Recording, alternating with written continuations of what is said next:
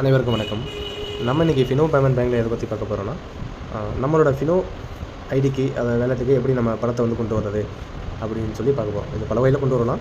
CMS கட்டுறவங்க, இந்த MFI இருக்குல்லையே, L&T, Bajaj, Muthoot, இந்த மாதிரி வந்து மற்ற நிறுவனங்களுக்கு வந்து பில் பேமெண்ட்ஸ், அதாவது சிஎம்எஸ் பண்ணுறவங்க வந்துட்டு அவங்களுக்கு தான் அந்த வீடியோ அதிகமாக யூஸ் ஆகும். ஸோ அவங்க வந்துட்டு நீங்கள் அமௌண்ட் வந்து டெபாசிட் பண்ணிவிட்டு பண்ணதுக்கப்புறம் எப்படி ரிக்வெஸ்ட் கொடுக்கணும் அப்படிங்கிறது ஒரு வீடியோ போட்டிருக்கோம். ஸோ அதில் வந்துட்டு ஐடியா லாகின் பண்ணிவிட்டு கேஷின் குயிக் லிங்க்ஸில் கீழே கேஷின் இருக்கு இல்லையா, இந்த ஆப்ஷனை கிளிக் பண்ணிவிட்டு ரிக்வெஸ்ட் லிமிட் நியூ அப்படின்ட்டு இருக்கு இல்லையா, ஸோ இந்த ஆப்ஷனை கிளிக் பண்ணிங்க அப்படின்னாக்கா உங்களுக்கு லிஸ்ட்டாக பேங்க் வந்துடும். சரிங்களா?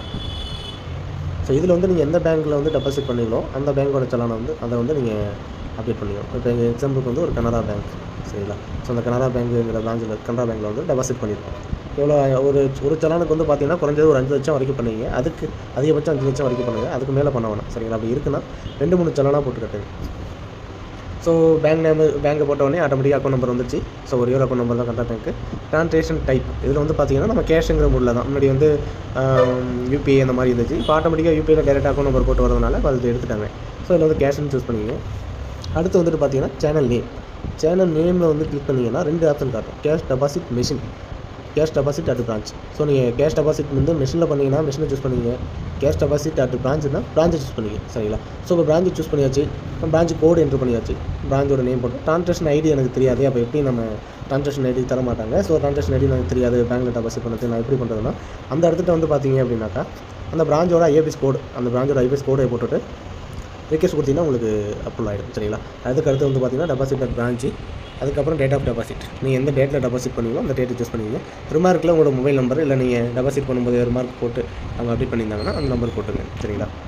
இல்லை எனக்கு வந்துட்டு பிரான்ச் கோடு தெரியாது, என் பேங்க் நேம் தான் தெரியும், எந்த ஊரில் இருக்குன்னு தெரியும், பிரான்ச் கோடு தெரியாது, ஐஎஃப்எஸ் கோடு தெரியாது அப்படின்னாக்கா நீங்கள் நேராக க்ரோமில் போய்டுங்க. க்ரோமில் போய்ட்டு நீங்கள் எந்த பிரான்ச்சில் போட்டிங்களோ, என்ன பேங்க்கு, நான் ஒரு கனரா பேங்க்கு, எந்த பிரான்ச்சுனா நான் ஒரு பிரான்ச்சில் போட்டேன்.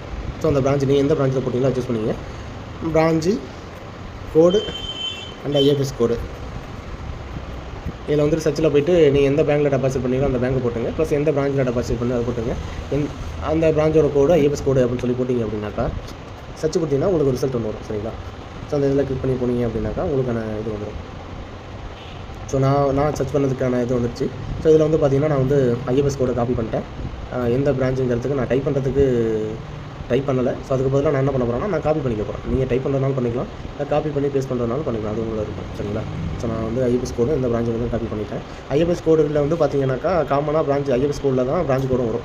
சரிங்களா? இல்லை CNRB 0016264 இருக்குது இல்லையா, இதில் வந்து 16264ங்கிறது மட்டுமே பார்த்தீங்கன்னா பிரான்ச் கோடாக இருக்கும். ஸோ அது ஒவ்வொரு இதுக்கும் ஒரு மாதிரி வரும். ஸோ நீங்கள் அதை எப்படின்னு பார்த்துங்க. சரிங்களா? ஸோ இப்போ நான் காப்பி பண்ணிட்டேன். இப்போ நான் மறுபடியும் இங்கே போகிறேன்.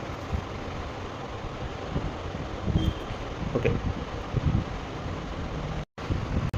ஸோ நான் பிரான்ச்சோட கோடு காப்பி பண்ணிட்டேன். பிரான்ச்சோட கோடை வந்து நாங்கள் டைப் பண்ணிட்டேன். சரிங்களா?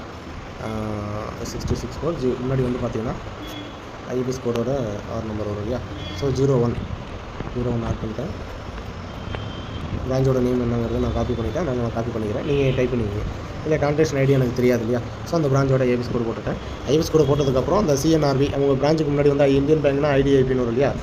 ஸோ நிறைய பேர் அதே போல் IDIP CNRBன்னு கொடுக்குறதுனால அந்த பிரான்ச்சோட ஐஎஃப்எஸ் கோடு கொடுக்குறதுனால ஆல்ரெடி ரிக்வெஸ்டட் அப்படின்னு சொல்லி சம்டைம் ரிட்டர்ன் ஆகும். ஸோ அந்த ரீசனால் வந்து பார்த்தீங்க அப்படின்னாக்கா நான் வந்துட்டு முன்னாடி வந்து ஏதோ ஒரு லெட்டர் சம்திங் ஆட் பண்ணிவிட்டு டெபாசிட்டர் பிரான்ச், நான் இந்த பிரான்ச்சில் டெபாசிட் பண்ணோம். நான் டெபாசிட்டர் பிரான்ச் நேம் போட்டேன். Amount of deposit. சரிங்களா? இப்போ நான் எக்ஸாம்பிளுக்கு ஒரு 1 lakh போட்டேன். 1 லட்ச ரூபா போட்டாச்சு. ஸோ இந்த டேட்டில் டெபாசிட் பண்ணேன். இன்கேஸ் வந்து முன்னாடி டேட்டில் கூட நீங்கள் டெபாசிட் பண்ணியிருக்கலாம். அந்த டேட்டில் கொடுக்குற அமௌண்ட்டுனாக்கா அந்த டேட் என்னவோ அந்த டேட்டை சூஸ் பண்ணிக்கிறோம். நான் இந்த டேட்டில் போட்டதுனால இந்த டேட்டை சூஸ் பண்ணிவிட்டேன். ரிமார்க்கில் ஏதாவது பிரான்ச்சில் ஏதாவது ரிமார்க் சொல்லி நீங்கள் உங்களோட நேம் மென்ஷன் பண்ணியிருக்காங்க அப்படின்னாக்கா நீங்கள் உங்களோட அந்த என்ன ரிமார்க்கோ அதை போட்டுங்க. நான் ஜஸ்ட் என்னோட மொபைல் நம்பர் வந்து என்ட்ரு பண்ணிட்டேன். ஸோ அடுத்து வந்து டினாமினேஷன். நீங்கள் வந்து பிரான்ச்சில் என்ன டினாம் போட்டு கட்டினீங்களோ ஸோ நீ அதை பொருள் தான் போடலாம். இல்லை லாஸ்ட்டாக அந்த காயின்ஸ் ₹1 காயின் இருக்கு இல்லையா, ஸோ அதில் வேணால் போடலாம். அப்போ நான் 1 லட்ச ரூபாய்க்கு வந்து ₹1 காயின்லேயே போடுறேன். ஸோ காயின் போட்டுட்டு சப்மிட் கொடுத்துட்டேன். நெக்ஸ்ட் கேட்குது. இதில் வந்து பார்த்தீங்கன்னா 5 கேரக்டர் அப்படின்னு சொல்லி வந்துருக்கு. ஸோ அந்த முன்னாடி இருக்க 0 நான் எடுத்து விட்டேன். இப்போ நான் நெக்ஸ்ட் கொடுத்து வந்து பார்த்தீங்களா, ஸோ அந்த ரிக்வெஸ்ட் லிமிட் டீட்டெயில்ஸில் வந்துட்டு நம்ம என்ன கொடுத்தோமோ அது வந்து மறுபடியும் ப்ரீவியூ கேட்கு. சரியாக இது பண்ண சொல்லு, கன்ஃபார்ம் பண்ண சொல்லுது. ஸோ பேங்க் நேம் என்ன வந்துச்சு, அக்கௌண்ட் நம்பர் பார்த்தாச்சு, ட்ரான்சாக்ஷன் ஐடி கரெக்டாக பார்த்துக்கிட்டோம், டெபாசிட் பிரான்ச் என்னன்னு பார்த்துட்டோம், டெபாசிட் அமௌண்ட் எவ்வளோன்னு பார்த்தாச்சு, டேட் ஆஃப் டெபாசிட் பார்த்தாச்சு, ரிமார்க்கில் என்ன போட்டிருக்கோமோ, டெபாசிட் டைப் வந்து கேஷ். சரிங்களா? ஸோ இதில் வந்து நெக்ஸ்ட் கொடுங்க. நெக்ஸ்ட் கொடுத்தா 2 மெத்தட் கேட்கும். நீங்கள் வந்து ஓடிபி மூலமாக இந்த ரிக்வெஸ்ட் கொடுக்க போகிறீங்களா, இல்லை கையில் வச்சு கொடுக்க போகிறீங்களா. இன்கேஸ் ஓடிபி கையில் மொபைல் நம்பர் இல்லை அப்படின்னா நீங்கள் கையில் வச்சு கூட ரிக்வெஸ்ட் கொடுக்கலாம். இப்போ என்கிட்ட வந்து மொபைல் கையில் தான் இருக்குது. ஸோ அதனால் நான் ஓடிபி கொடுத்துக்கிறேன். ஸோ அந்த ஓடிபி கொடுத்த உடனே நீங்கள் எந்த மொபைல் நம்பர் கொடுத்து ரிஜிஸ்டர் பண்ணீங்களோ ஃபினோவுக்கு, அந்த மொபைல் நம்பருக்கு வந்து ஒரு 4 நம்பர் ஓடிபியாக வரும். சரிங்களா? ஸோ எனக்கு வந்துருச்சு. அந்த நம்பர் நம்ம வந்து என்ட்ரு பண்ணி நெக்ஸ்ட்டு கொடுத்தோம் அப்படின்னாக்கா, ஓகே இப்போ பார்த்தீங்களா ஒரு இஷ்யூ ஒன்று வந்திருக்கு. Request for this transaction ID has been already received. So நாங்கள் மேலே ட்ரான்சாக்ஷன் ஐடி போட்டோம் இல்லையா, அந்த ட்ரான்சாக்ஷன் ஐடிக்கு ஆல்ரெடி ரிக்வெஸ்ட் ஆயிருக்கு. ஸோ என்ன போலேயே வந்து பார்த்தீங்கன்னா நிறைய பேர் இந்த மாதிரி ஒரே இதில் கொடுத்துருக்காங்க யாரோ. ஸோ அதனால் வந்து எனக்கு ரிக்வெஸ்ட் ஆகிருக்கு. ஸோ இப்போ என்ன பண்ணணும்னா, அந்த ட்ரான்சாக்ஷன் ஐடிக்கு முன்னாடி உள்ள அந்த ஒரு சில வேர்ட்ஸை வந்து நம்ம மாற்றி போட்டோம். அப்படி மாற்றி போட்டோம்னா நமக்கு ரிக்வெஸ்ட் சக்ஸஸ்ஃபுல் ஆகிடும். இருங்க நான் மறுபடியும் கொடுக்குறேன். ஸோ மறுபடியும் கேஷ் ரிக்வெஸ்ட் லிமிட்டு போயாச்சு. என்ன பேங்க்குங்கிறத சூஸ் பண்ணிக்கிறேன். பேங்கை சூஸ் பண்ணிட்டேன். ஸோ கேஷை கொடுத்துட்டேன். கேஷில் வந்துட்டு பிரான்ச்சில் தான் டெபாசிட் பண்ணேன். பிரான்ச்சோட கோடு என்ட்ரு பண்ணிக்கிறேன்.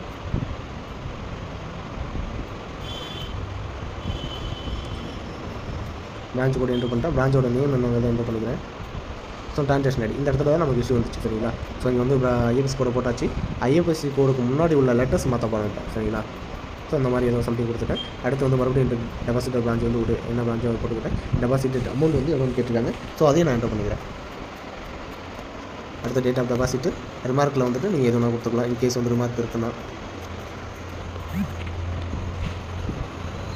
ஸோ இதில் வந்துட்டு அதோட காயின்ஸ்லாம் நான் போட்டுக்கிறேன். ஸோ சப்மிட் கொடுத்துட்டேன். நெக்ஸ்ட்டு கொடுக்குறேன் பிரான்ச்சோட. ஓகே மறுபடியும் ப்ரீவியூ வருது. இப்போ நெக்ஸ்ட்டு கொடுக்குறேன். ஓடிபி கொடுக்குறேன். ஸோ ஓடிபி வருது.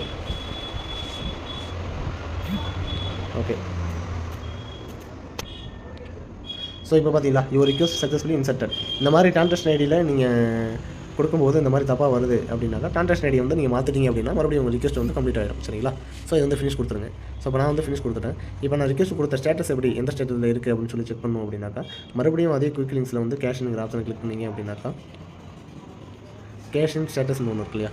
ஸோ இதில் வந்துட்டு ட்ரான்சாக்ஷன் ஐடி ஆல்ரெடி இருக்குது அப்படின்னா ட்ரான்சாக்ஷன் ஐடியை போட்டு பார்க்கலாம். இல்லை தெரியல அப்படின்னா டேட்.